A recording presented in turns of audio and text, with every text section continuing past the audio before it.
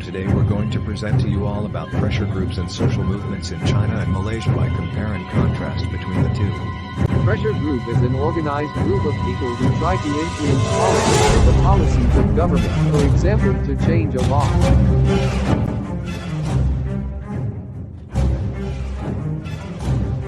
Social movement is an organized group of people who try to bring or influence social change.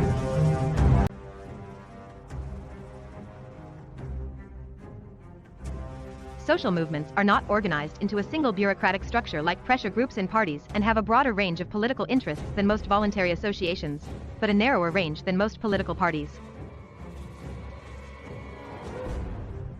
3. Pressure group has a strong organization while the movement has a loose organization. 4. The decision-making in the pressure group is formal while the decision-making in movement is informal and flexible. 5. Pressure groups depend on the participation of its members, but movements depend much more on mass spontaneous participation.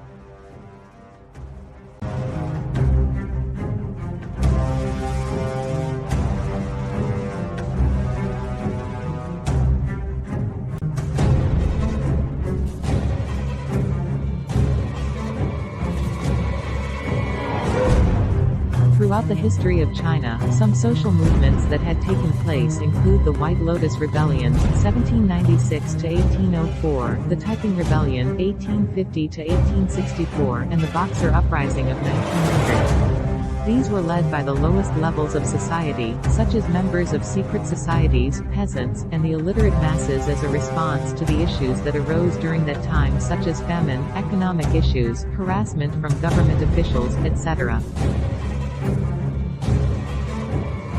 Area were estimated at 360,000. The international force broke through the lines after 2 weeks of heavy fighting. 54 days after the siege began, the foreign legation was rescued. The imperial court fled Peking, and the Boxers were eventually forced to surrender.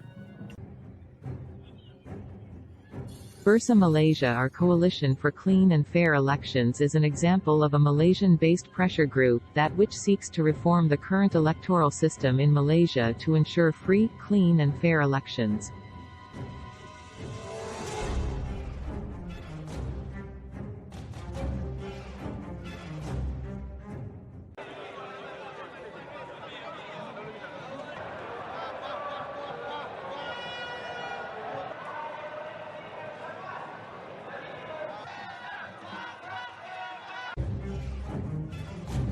Let's move on to the next part, which we will compare and contrast the pressure group and social movement. They use mass actions to advance their cause, either peacefully or aggressively. On the surface, Malaysian and Chinese social movements and pressure groups look pretty much the same. They use mass actions to advance their causes by pressuring the government, but their nature distinguishes them from each other. Behind the motives and the environment in which they operate, the interest groups may resort to direct action by way of petitions, public submissions, demonstrations, pickets, and advertising and media campaigns. They may attempt to influence election outcomes, either by funding or endorsing a parliamentary candidate or party, or by deploying personnel to assist a candidate's campaign. Social movements often work outside the system by engaging in various kinds of protests, including demonstrations, picket lines, sit-ins, and sometimes outright violence. China is a communist state with a traditional and straight society. Although we don't have to see news about social movements, these actions happen every day, ranging from environmental issues to social political oppression and many others. This is because the Chinese government censors the freedom of speech, the internet, and even the lifestyles of its citizens. However, the Constitution gives fundamental rights to the people, except in practice. It's not like they assume the government will use force in harsh punishment to punish those who stand up against them by using excuses to restore stability. That's why we often see a more effective movement that can attract the attention of the Beijing government outside the mainland border. Meanwhile, Malaysia is so diverse, but the problem is this society with all its causes and forms, from justice to racism to economic inequality to environmental issues and much more than we imagine. This is because, as a democratic state, Malay people have to completely rise to fight not only pre-existing issues but also the ones they discover and think need to be addressed, whereas their authority is only physically involved when attention goes to heart before being subject to prosecution.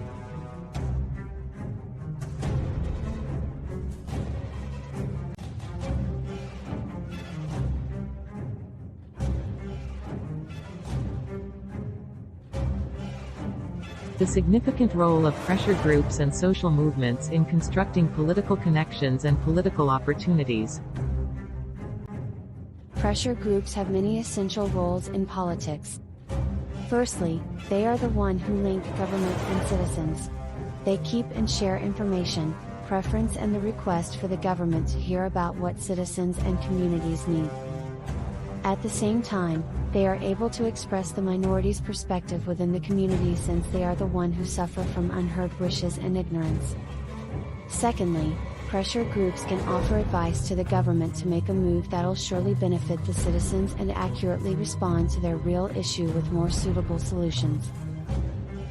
Last but not least, they can influence government decisions by altering the target of governmental policies and promote more On the other hand, if we take a look at social movements, they have quite similarity within the political system.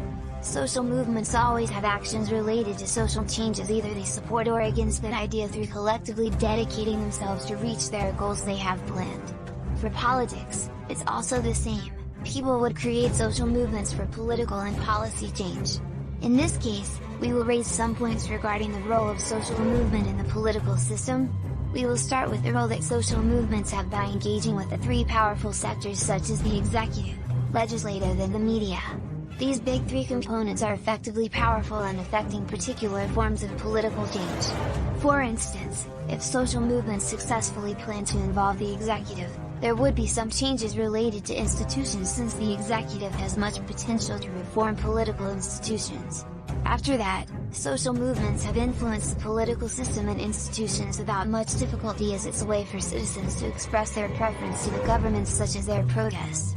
During the election, they have power to hold on to political leaders who will create or design policies in response to what the citizens demand. We can notice that they have indirect influence on the policy making inside their society that every political leader needs to solve and contemplate their problems seriously.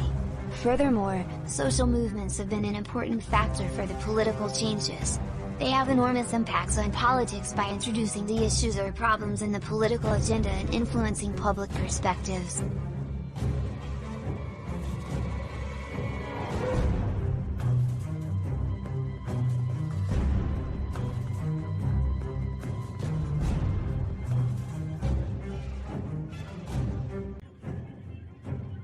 Opportunities and challenges.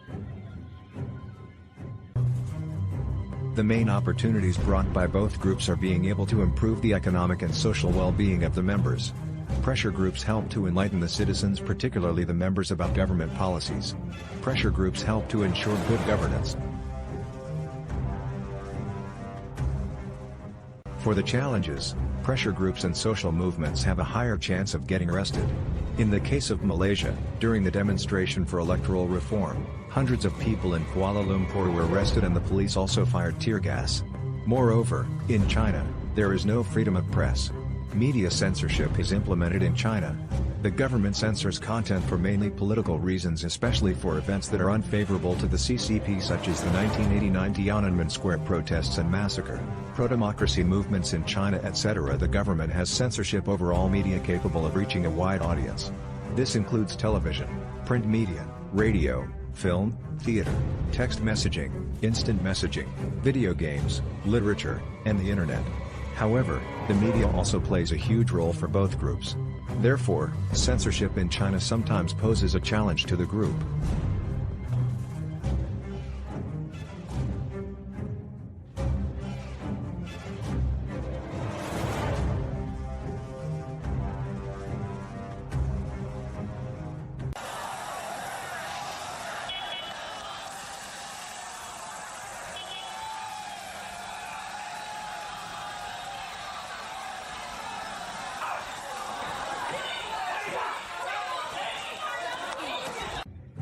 We have now come to the last part of the video.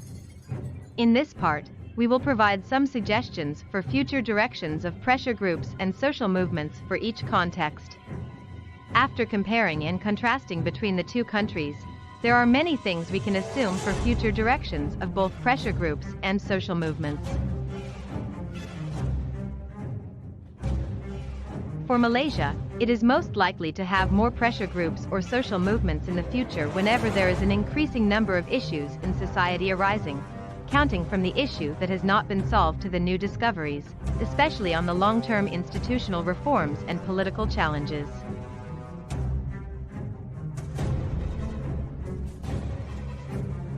Moreover, because of the ethnic and religious tension, this country is required to find what persistent political system should be adopted inside their country. Thus, there would be the presence of pressure groups to interfere for the reform of the political system or their Bumiputra policies.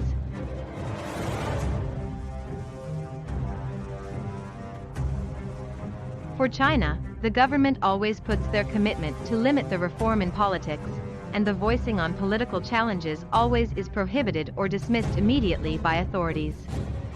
Under the Xi administration, any form of protest will be punished and illegal if there is no permission from the government. Thus, it will be rare to see more pressure groups or social movements occurring in this nation.